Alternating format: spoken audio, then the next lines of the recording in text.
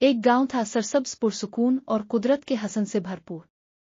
इस गांव के एक कोने में एक छोटा सा कच्चा घर था जहां अम्मा रशीदा अपने 2 बच्चों फहद और आयशा के साथ रहती थी। उनके साथ उनकी 2 जानवरों की सहेलियां भी थीं। एक गाय जिसका नाम था गुलाबी और एक शरारती बिक्री जिसे सब छनक कहते थे क्योंकि वो जब भी चलती इसकी घंटी छनक छनक करती थी। अम्मा रशीदा का सारा गुजारा गुलाबी के दूध और छनक की शरारतों से था। हर सुबह फहद और आयशा गुलाबी को नरमी से सहलाते, इसे चारा डालते और उसका दूध निकालते।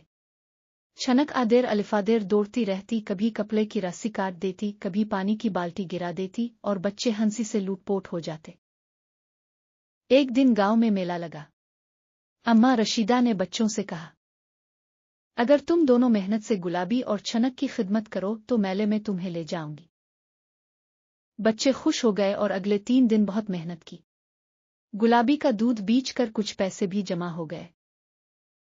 मेले के दिन अम्मा रशीदा ने बच्चों को नए कपड़े पहनाए, गुलाबी को फूलों की माला पहनाई और छनक को रंगीन रिबन बांधी। वो सब मेले गए। बच्चों ने झूले लिए, हलवा पूरी खाई और गुलाबी को सब ने देखा तो तारीफ करने लगे। छनक ने मेले में एक जगह इतनी शरारत की कि लोग हंस हंस कर लूट गए। वो एक दुकान से सब्जी उठाकर भाग गई और बच्चे इसके पीछे दौड़ते रहे। घर आकर सब थक गए लेकिन दिल खुशी से भरे हुए थे। अम्मा ने रात को सबको दूध पिलाया और कहा, देखो, जानवरों से मोहब्बत करोगे तो वो तुम्हें खुशियां देंगे।